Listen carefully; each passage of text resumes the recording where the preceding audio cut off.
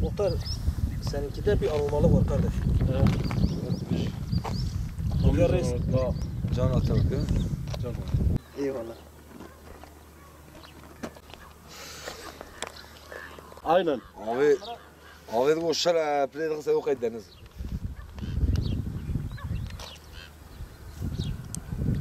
Kilometre küçük. Tedaviye bir şey değil.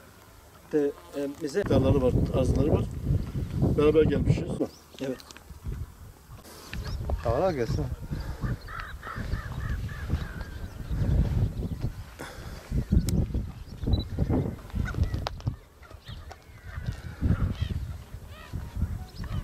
Söylemeye gerek yok. Görüyorsunuz.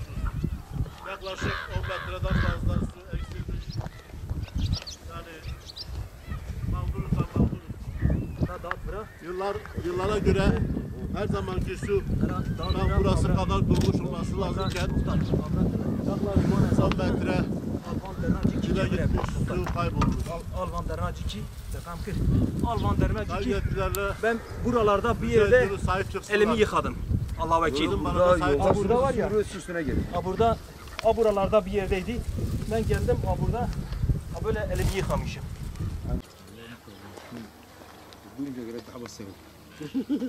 Barış üstsüz de görüyorsunuz, bak gözle görünür şekilde. Eskiden buralara kadar hepsi su doluydu.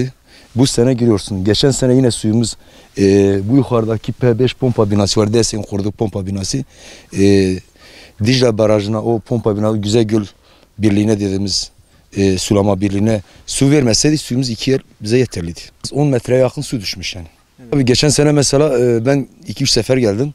Bu yukarılara kadar su vardı hepsi. Gördüğümüz bu alan suydu zaten. Evet. Şu an durduğumuz yerde su vardı. Mesela benim kaldığım mahallede %80'imiz çiftçilikle uğraşıyoruz. Evet. Bütün köy, 49 köy hepsi öyledir. Şimdi aynı zamanda çevre ilçelerde de bize sezonluk kişiler geliyor. Onlar da mağdur. Yani nerede baksan 150 bine yakın insan burada mağdur olacak. Yani bizim tek ricamız şudur. DESEY bizim suyu nasıl öbür baraja aktardıysa yine aynı suyumuzu gerisinin yerine iade etmesini istiyoruz. Dicle Barajı'nda. Şu an gördüğünüz beyaz yerden buraya kadar eskiden su vardı. Şu an görüyorsunuz su yok. Bulduğumuz yerde su olması gereken su yok.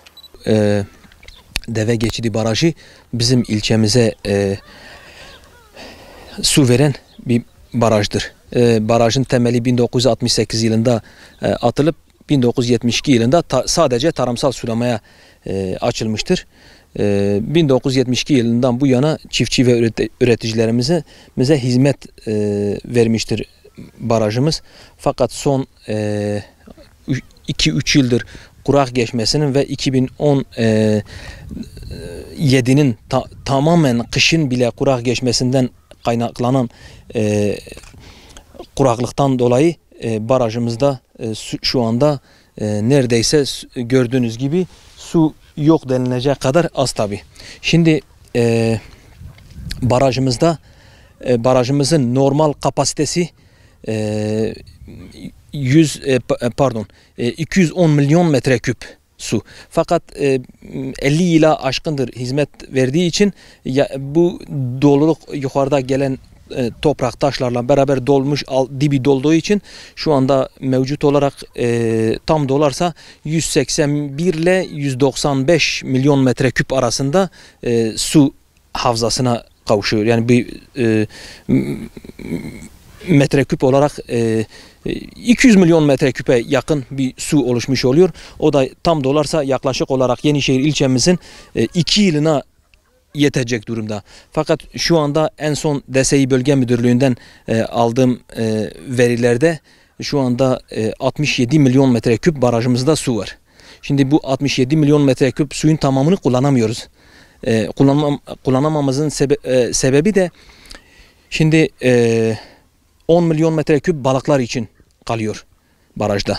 Orada kaldı 57 milyon metreküp. 15 milyon metreküp ile 20 milyon metreküp arasında da buharlaşma oluyor yazdan dolayı. Yani uçuyor. 20 milyon metreküp de orada kaldığı zaman 37 milyon metreküp. Buğday için de 4-5 gündür de buğday için bırakılıyor. Şu anda mevcut olarak barajımızda 30 ile 33 milyon metreküp arasında mevcut suyumuz var. Bu da şu anlama geliyor ki bizi sezonun sonuna atması mümkün değil. Yani bu hem DSİ de biliyor. DSİ Bölge Müdürlüğü de biliyor.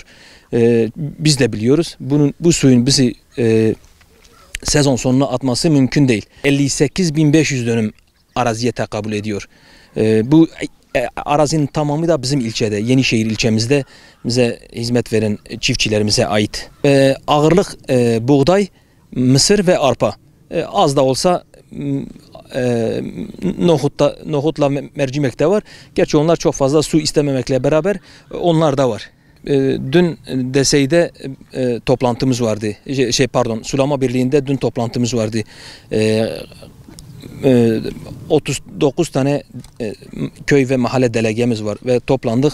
Bu suyun bize yetmediğini DSİ tarafından da bize söyleniliyor. Sulama Birliği tarafından da bize söyleniliyor. Fakat bunun bir çaresi var tabii. Çaresiz değil. Çaresiz değiliz. Çaremiz de Dicle Barajı'ndan aktarım yapılması. Yani takviye yapılması. Şimdi sanırım 2011 yılında bir sefer 10 milyon metreküp Dicle Barajı'ndan bizim Deve Geçidi Barajı'na aktarım yapıldı.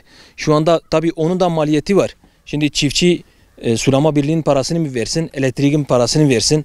Yani ne yapsın? Çiftçi şu anda zor durumda. Hepimiz zor durumdayız ve ekini ekmişiz. Şimdi biz ekini ekmeseydik ekmezdik. Arazi boş kalırdı. Şu anda bütün araziler ekilmiş. Bütün ekin ekilmiş ve mısır çıkmış. Pamuk da çıkmak üzere. Artık bu işin geriye dönüşü yok. Buradan Sayın İl Valimize sesleniyorum.